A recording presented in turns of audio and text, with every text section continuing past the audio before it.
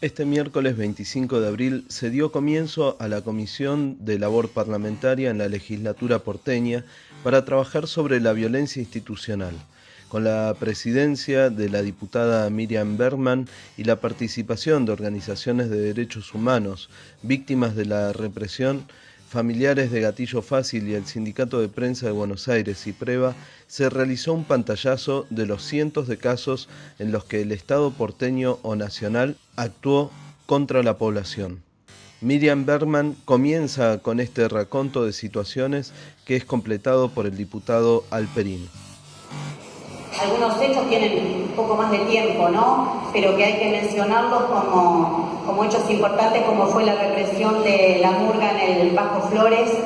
y una posterior reivindicación de este hecho, algo que hemos visto que ocurre asiduamente. Más cerca en el tiempo, de una causa que se va a referir después el CELS,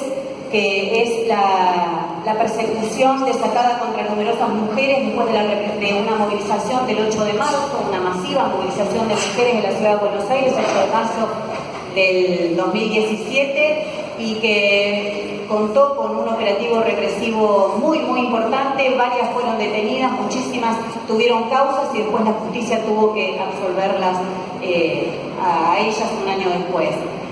También en lo que hemos considerado, quería mencionar, un salto cualitativo por el método que podríamos denominar de cacería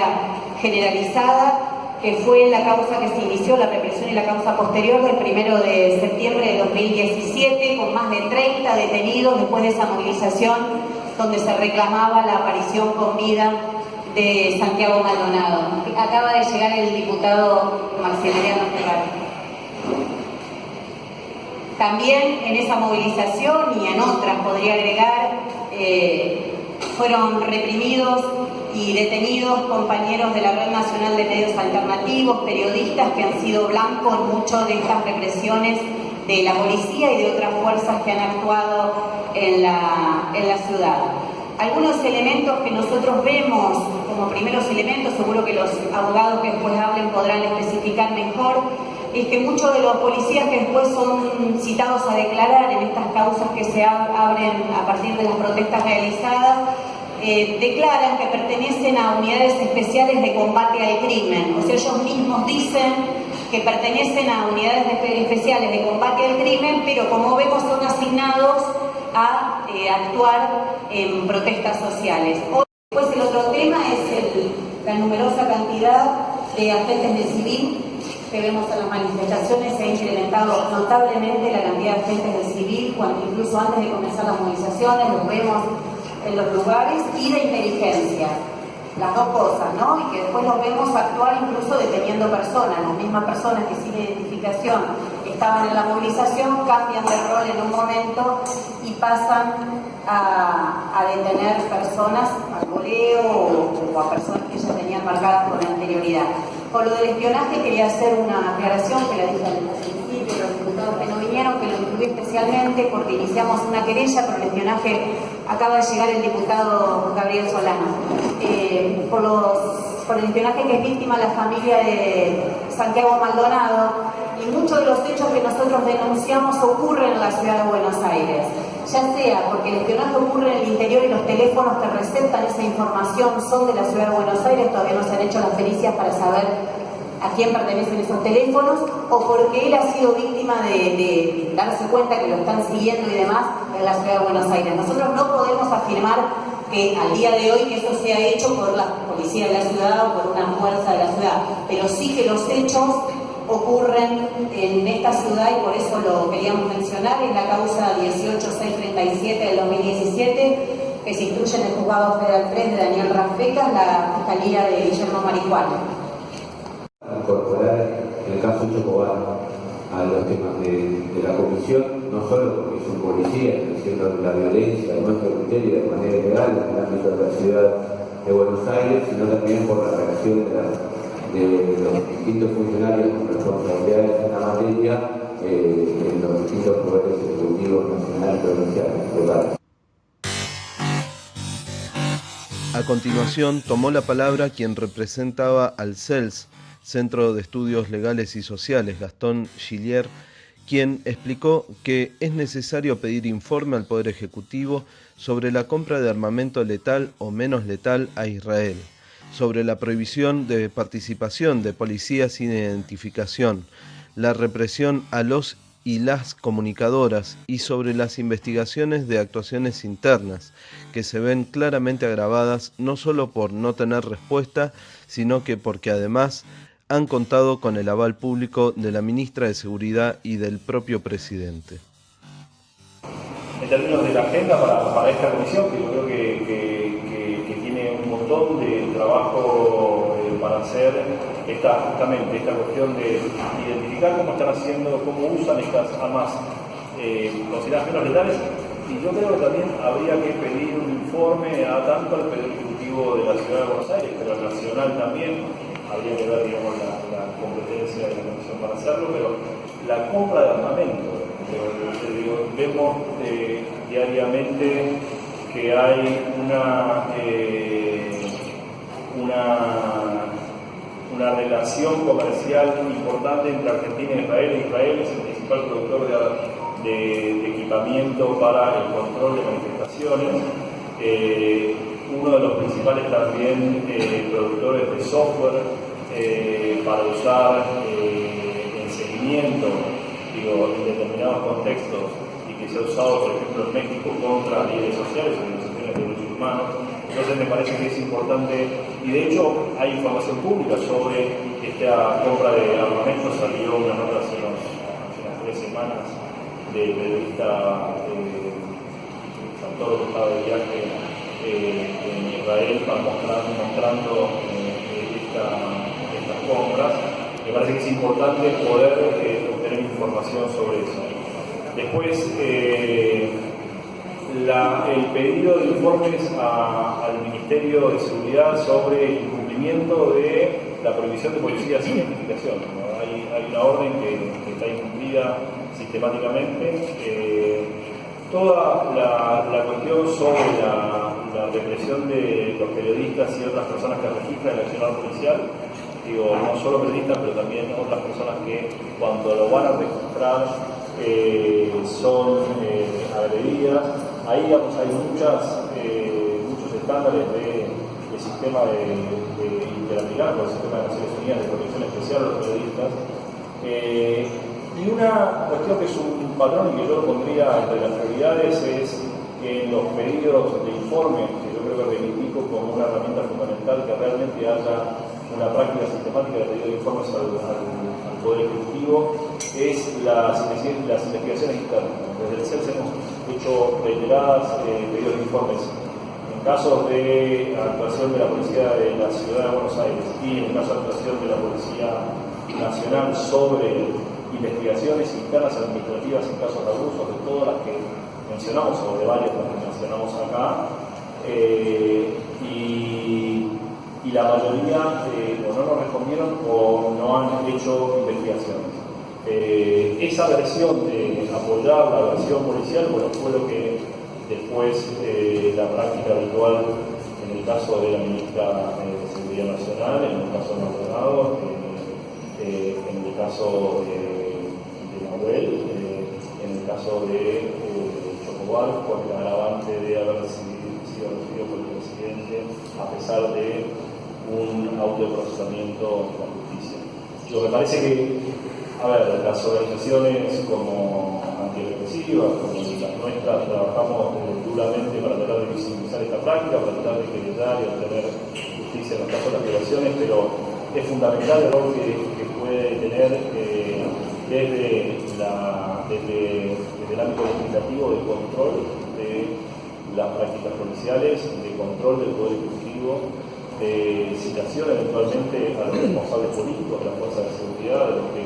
organizan los operativos, y también de discusión y también de control. En el caso de ustedes es más difícil porque, como decimos, la práctica es federalizar estas causas, pero también de discusión sobre el rol de la justicia en la criminalización. Entonces pienso es clave, como vos lo mencionaste también. Se puede ver, digamos, al salir una nota periodística hace unas 3 o 4 semanas, que todas las causas que se iniciaron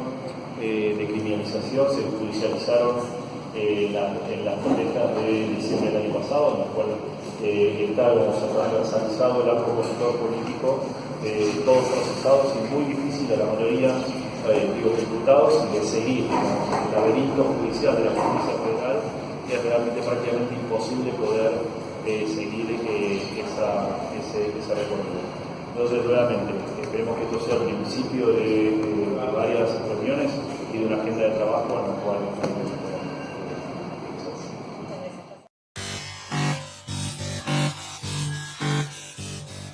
Por último, escuchamos a María del Carmen Verdú, quien desde el movimiento antirrepresivo Correpi comenzó caracterizando al momento que vivimos como un verdadero estado de excepción, suspensión de derechos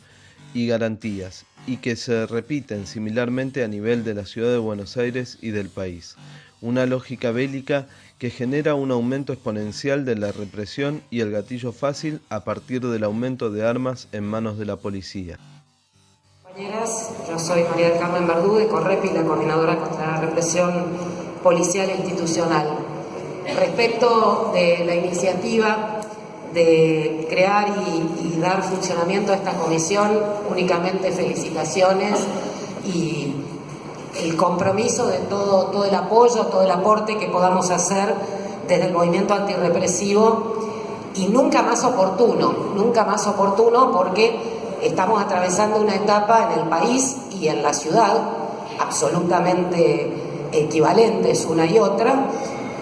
que nosotros caracterizamos en el ámbito represivo como verdadero estado de excepción con suspensión de derechos y garantías.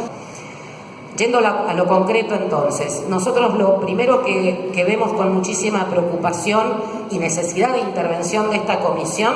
es la lógica bélica con la que se desplaza la policía de la ciudad en el ámbito territorial en sus dos vertientes, en el patrullaje urbano, donde esa mayor presencia policial y esa militarización de los barrios nos está costando un incremento masivo, por un lado de las detenciones arbitrarias y por ende de las torturas y muertes en lugares de detención, porque al que aprietan para extorsionarlo o para que se haga cargo de un delito que no cometió y quedar bien sin tener que responsabilizar al verdadero autor, que suele ser su socio, es al que detienen arbitrariamente por una averiguación de antecedentes o una falta o una contravención. El segundo efecto en el barrio de la mayor presencia policial es el incremento del gatillo fácil, absolutamente exponencial a partir del inicio de la gestión de Cambiemos y muy incrementado en el ámbito de las ciudades del debut de la policía de la ciudad, como señalaba recién, porque naturalmente hay más armas de la policía y muchos más chicos y chicas en peligro. En cuanto a la criminalización de la protesta, se repite esta lógica bélica y puede verse una forma de funcionar con comandos unificados que realizan una cacería de personas, fuesen manifestantes o casuales transeúntes. Pero en varias oportunidades los trabajadores de prensa fueron blanco de represiones y detenciones arbitrarias. La mención de los baleados en la sala de Alberdi y los que fueron detenidos en la cobertura de la marcha del 1 de septiembre en pedido de aparición con vida de Santiago Maldonado. En el ámbito de la criminalización de la protesta, lo que vemos es también esta lógica bélica con lo peor de la federal y lo peor de la metropolitana conjugado. En la causa que mencionaba recién de la represión a la sala Alberdi, donde fue condenado el metropolitano Pereira de la Rosa, pudimos hacer un análisis interesante que excede el tiempo que tenemos disponible de la forma de desplazamiento y actuación de los distintos grupos operativos que existían en la metropolitana. Bueno, estamos viendo que buena parte de eso se ha incorporado ahora y es la forma en que operaron el 1 de septiembre, pero sobre todo el 14 y muy particularmente el 18 de septiembre, donde los policías de la ciudad fueron los grandes protagonistas, tomando ese funcionamiento como en la BRI de la Policía Metropolitana, y por el otro lado también algunas tácticas de la Policía Federal, incluso a través de estos comandos unificados de fuerzas federales y locales, como el que vimos el 18 de diciembre, donde esta cacería, como mencionaba Chile recién, se operativizaba con el funcionamiento de los grupos de motociclistas de la Policía Federal Residual, que hacían un círculo y todo el que quedaba dentro del círculo, y esto está acreditado en las causas penales, quedaba detenido, así fuese una mujer que estaba con la llave en la mano entrando a su casa, o un periodista sacando fotos, o cualquier otra persona que pasara por el lugar. El caso de los trabajadores de prensa lo van a desarrollar después a fondo los compañeros del CIPREVA, pero a nosotros nos resulta muy significativo que, así como en la Sala Alberdi la bala de plomo se apuntó a quienes sacaban fotos y hacían el registro fílmico, lo mismo sucedió el 1 de septiembre, donde tenemos 4 trabajadores de prensa, 3 varones y una mujer, que fueron sobreseídos por la Cámara. Los abogados saben que es excepcional que en un recurso de apelación por un procesamiento, la Cámara, en lugar de simplemente dictar la falta de mérito y decirle al juez arreglate para volver con más pruebas, dicte directamente el sobreseimiento respecto de alguien. Tiene que ser muy, muy contundente la ajenidad de esa persona para que se dicte un sobreseimiento directamente en Cámara. Bueno, eso hizo la Cámara, la Sala Segunda, con los 4 trabajadores y trabajadoras de prensa. ¿Qué hizo el fiscal Moldes? Interpuso recurso de casación, dijo que eran unos fascinerosos que habían ido disfrazados de fotógrafos, como si les hubiera tocado ir en otra oportunidad de Colombina, Pierrot o El Zorro. Esto es textual. Tenemos acá presentes a Ezequiel Medone y a Juan Pablo Mourels, a 2 de esos trabajadores de prensa, que estaban no solamente cubriendo la movilización, sino que llegaron a transmitir en streaming live el propio momento de su detención, donde se escucha la voz de un policía que da la orden y dice: esos te están filmando, agárrenlos, y ahí es donde se corta la transmisión porque los agarran. Por supuesto, el fiscal Ple, miren qué colección de nombres, apoyó y sostuvo este recurso de casación. En muy poquitos días vamos a tener fecha de audiencia, donde, por supuesto, como siempre, vamos a convocar a los referentes de todas las organizaciones a acompañarnos ante la Cámara para defender la posición de los compañeros y la compañera. Y por el otro lado, en esa causa del 1 de septiembre, donde hubo 31 detenidos y detenidas, solamente en 2 casos la Cámara encontró algún pequeño elemento como para mantener un leve procesamiento por resistencia a la autoridad, porque hay alguna imagen donde parece que alguien está tirando una piedra. Las 31 imputaciones por intimidación pública se cayeron. Las otras 29 imputaciones por atentado de resistencia a la autoridad se cayeron. María del Carmen Verdú, de Correpi, continúa su informe haciendo hincapié en una situación particular que se espera vuelva a repetirse muchas veces más, y es que la intervención popular repudiando espontáneamente las detenciones arbitrarias, o en el caso del 14 de diciembre del 2017, que quienes fueron detenidos y detenidas fueron soltados en el mismo día cuando empezaban a sucederse cacerolazos en toda la ciudad y el país. En el caso del 12 de diciembre, la marcha contra la Organización Mundial del Comercio, hubo solamente 3 detenidos, 2 varones y una mujer, por un hecho absolutamente inédito y, por cierto, muy promisorio. Cuando había 50 personas rodeadas por la policía de la ciudad en el estacionamiento que está en Callao y Corrientes, al lado de la confitería La Ópera, 7 de la tarde de un día de semana, se generó una reacción absolutamente espontánea de los transeúntes. No eran las personas de la movilización, porque la movilización ya había desconcentrado. Igual que el 8 de marzo, igual que el 1 de septiembre, igual que el 14 y el 18, las detenciones fueron sobre el final de las movilizaciones. Fueron los transeúntes, fueron las personas que estaban en los cafés, en las librerías, Callao y Corrientes, a las 7 de la tarde, quienes se agolparon contra el cordón policial al grito de largar los pibes, y por eso tuvieron que abrir el cerco, y 50 o 60 personas pudieron irse en libertad, y solamente las 3 que quedaban ya habían sido subidas al camión, quedaron detenidas. El 15 de mayo tenemos la audiencia en Cámara para apelar su procesamiento de vuelta, intimidación pública, resistencia a la autoridad. Una compañera de la Defensoría de Géneros de Luján, un docente de SUTEBA y una persona en situación de calle, que como yo tengo el estudio enfrente, me consta que vive en esa esquina porque lo veo todos los días de mi vida cuando paso por ahí. Esas son las 3 personas que se complotaron para intimidar públicamente el 12 de diciembre. El 15 de mayo tenemos la audiencia ante la Cámara de Apelación. El 14 hubo 44 detenidos y detenidas. En todos los casos fue revocada la intimidación pública por la Cámara. Solamente en un puñado de casos se pudo sostener alguna imputación por resistencia a la autoridad, también que no atraviesa el requerimiento mínimo de pruebas en un juicio oral.